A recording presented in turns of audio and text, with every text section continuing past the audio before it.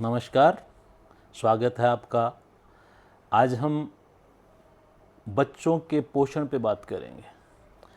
बच्चे देश की धरोहर हैं। देश का भविष्य बच्चों पर निर्भर है।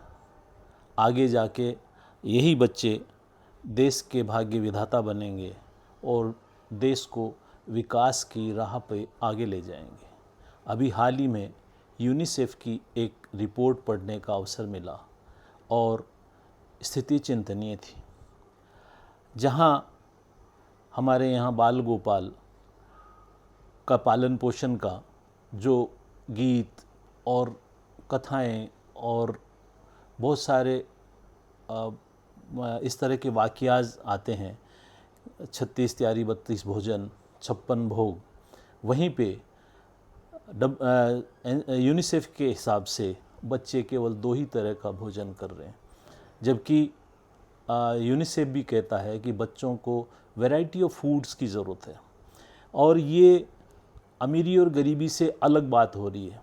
क्यों कि पूरे वैश्विक स्तर पे अगर देखें तो 35% बच्चे गरीबी वाले परिवारों से हैं, लेकिन अमीरी परिवारों से भी 23% बच्चे। तो इसका सीधा सीधा अर्थ है, वैसे किसी भी माता पिता के लिए बच्चों के भोजन के लिए पैसे ना हो ऐसा नहीं है, लेकिन वैरायटी ऑफ फूड्स, उन अज्ञान एक बहुत बड़ा कारण है।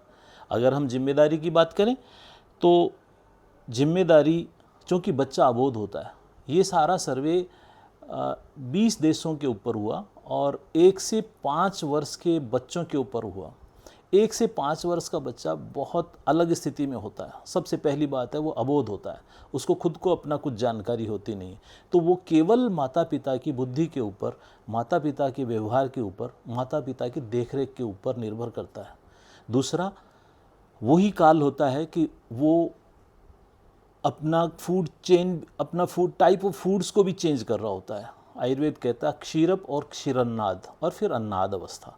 तो शुरू के 1 साल तक वो क्षीरप अवस्था में होता है, मतलब वो केवल लिक्विड फूड ही ले पाता है। उसके बाद में वो क्षीर अन्नाद में आता है, तो क्षीर से अन्न की तरफ आता है, लेकिन वहाँ थोड़ा सा सेमी लिक्विड में आ जाता है। और 2 साल बाद में 5 साल तक, फिर आगे 16, 17 और आगे वृद्ध अवस्था तक हम अन्नाद अवस्था में आ जाते हैं कि हम अन्न को सीधा ले सकते हैं। ये जो चेंज है ये भी उसी समय में आ रहा होता है, और अगर हम उस चेंज को तरीके से अडॉप्ट नहीं करते हैं, तरीके से इम्प्लीमेंट नहीं करते हैं, तो बच्चे को पोषण की समस्याएं आने लग जाती हैं। इसके साथ ही उसी समय में 1 से 5 साल के दौरान ही उसको दांत आ रहे होते हैं। उसी समय में कफ के कारण, क्योंकि बाल्यावस्था कफ प्रधान होती है, बहुत सारे संक्रमण होते हैं, उसी दौरान उसके टीकाकरण की भी चीज़ें चल रही होती हैं। तो अगर हम नींव को मजबूत नहीं करेंगे, फाउंडेशन को मजबूत नहीं करेंगे, तो फिर उसके ऊपर जो बिल्डिंग बनने वाली है, तो वो बच्चा सदा के लिए, अगर 1 से 5 साल के बीच में बच्चा कुपोषण से शिकार है, तो आगे उसको कितना ही बढ़िया न्यूट्रिशन मिले, क्योंकि उसकी फाउंडेशन कमज़ोर हो जाती। तो आइए आज हम इसी के ऊपर कुछ चर्चाएं करते हैं। बच्चे का पहला भोजन माँ का दूध है, और जो माँ का दूध है वो उसको पोषण ही नहीं देता, उसको इम्यूनिटी भी देता है। और इम्यूनिटी और पोषण से भी ऊपर है एक सुरक्षा का भाव, एक भावनात्मक लगाव। इसलिए 1 वर्ष तक तो, बल्कि 2 वर्ष तक बच्चे को माँ का दूध मिलना ही चाहिए। इसके बाद में हम उसको दूसरे आहार की तरफ ले जाते हैं। दूसरे आहार की बात करें तो गोरस का मतलब है डेयरी प्रोडक्ट्स। उसमें थोड़ा सा अंतर है। आयुर्वेद ये कहता है दूध, दही, मक्खन, लस्सी, छाछ, पनीर, मिल्क शेक, मलाई, घी, ये सब गोरस कहलाते हैं। और बड़ों के लिए भी कहा गया है गोरस बिना किम भोजनम, कि गोरस के बिना ऐसा भोजन ही नहीं। ये बहुत ज़रूरी है। तो माँ के दूध के बाद में अगर कोई चीज़ आती है तो वो गोरस की तरफ आती है। फ्रूट्स में भी प्रायः जो अमीरी वाले लोग हैं वो फ्रूट जूस या पैक्ड फूड देते हैं, फ्रूट जूस देते हैं, जो किसी काम का नहीं, क्योंकि उसमें शुगर, एक्स्ट्रा शुगर होती है और एक्स्ट्रा शुगर की उसको ज़रूरत नहीं होती है। जितने भी पैक्ड फूड हैं उनमें नमक अधिक होता है, कुछ अलग तरीके के स्पाइसेस होते हैं, और सबसे बड़ा उसमें कुछ न कुछ केमिकल्स होते हैं जो प्रिजर्व के काम करते हैं। इसलिए इन सब से हट के बच्चे को फ्रूट्स देना चाहिए। और फ्रूट में अगर देखें, केला, बच्चे के लिए केला, केले में बहुत सारी चीज़ें हैं, पोटेशियम है, बच्चे का मूड मेकर हो जाता है। आप उसका मिल्क शेक दे सकते हैं, आप डायरेक्ट केला भी बच्चे को खिला सकते हैं, बहुत बढ़िया बच्चे के लिए रहता है। इसके अलावा अगर देखें तो सेब, संतरा, अंगूर, लीची, अमरूद, खजूर, अनानास, चीकू शेक दे सकते हैं, मैंगो शेक दे सकते हैं, पपीता का शेक बना के दे सकते हैं। तो ये उसके लिए दूसरे तरीके का फूड हो जाता है। तीसरा है वेजिटेबल्स, वेजिटेबल का सूप बना के दे सकते हैं हम, टमाटर का सूप, गाजर का, और एक स्वीट पोटैटो तो बहुत बढ़िया बच्चों के लिए रहता है। वो तो फ्रूट्स के बाद में, गोरस के बाद में फ्रूट्स के बाद में वेजिटेबल्स, और वेजिटेबल्स के बाद में एक और बढ़िया जो फूड का टाइप है वो है नट्स, जो मेवे हैं, ड्राई फ्रूट्स, बच्चों के लिए बहुत अच्छे रहते हैं और बच्चों को वो मिलने ही चाहिए। उसमें किशमिश है, मुनक्का है, अंजीर है, बादाम है, अखरोट है, खजूर है, ये बच्चों के लिए बहुत फ्रूटफुल होते हैं। ये फूड टाइप का फूड हो गया। एक और शहद, बच्चों को शहद, नया शहद, नवीन, क्योंकि पुराना शहद कफ को नाश करता है, लेकिन नया शहद न्यूट्रिशन के लिए बहुत बढ़िया रहता है। हम गुड़ का प्रयोग कर सकते हैं, चीनी के बजाय गुड़ का प्रयोग किया जा सकता है।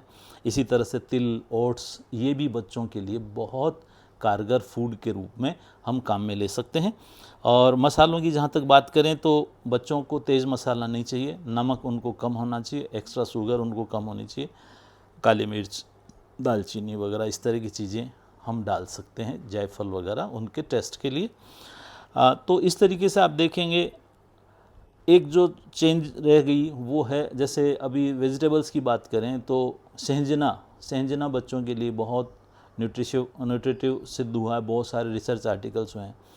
अब एक ग्रुप बच जाता है दाल, क्योंकि बच्चे को वेजिटेबल्स और फ्रूट्स से विटामिन्स और मिनरल्स मिलते हैं, लेकिन उसको, और कार्बोहाइड्रेट मिलता है, ग्लूकोज मिल जाती है, लेकिन प्रोटीन का सोर्स बच्चों का दाल होता है। और जो नॉन वेज वाले लोग हैं वो मीट और अंडे को भी काम में लेते हैं, लेकिन बच्चे को वो थोड़ा सोच समझ के दिया जाना चाहिए। इसी तरीके से जो लोग प्योर वेजिटेरियन हैं उनके लिए दालें सबसे बढ़िया हैं। दाल के द्वारा, और दाल में भी बहुत अलग अलग तरीके की दाल उसको दी जानी चाहिए, विशेषकर मूंग की दाल उसको हम दें। उड़द की दाल भी, अगर उसका डाइजेशन प्रॉपर है तो उड़द की दाल का भी पायस बना सकते हैं, थोड़ा सा हल्का सा दूध में उसको खीर बना के दे सकते हैं।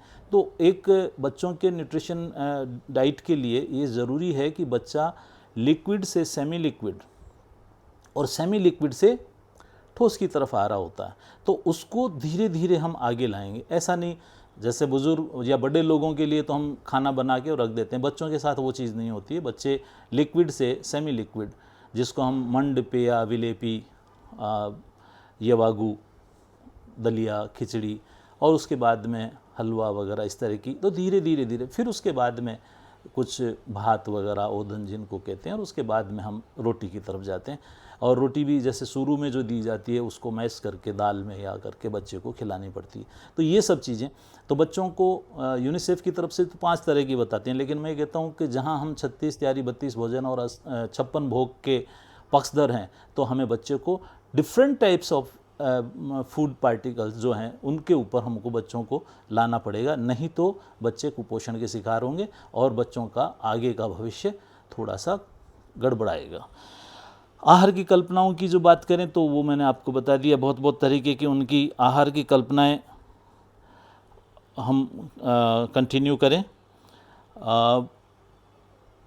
बच्चों को न्यूट्रिटिव भोजन से भी ज़्यादा एक चीज़ की ज़रूरत है, वो है उनको खिलाना, बच्चों को भोजन कराना, बच्चों को खाने की आदतें सुधारना, ये बहुत ज़रूरी है और ये बहुत बड़ा पहलू है।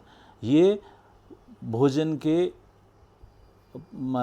कंटेंट से भी ज़्यादा महत्वपूर्ण है। बच्चे भोजन करते समय खाने में बहुत समय लेते हैं, कुछ बिखेरते भी हैं, तो हमें बच्चों को बहुत पेशेंस के साथ, बहुत उसको प्रोत्साहित करते हुए, अधिकतर ऐसा होता है कि बच्चों को डांट फटकार लगा दी जाती है या ज़ोर ज़बरदस्ती कर ली जाती है, तो वो फिर उसके लिए फ्रूटफुल नहीं होता है।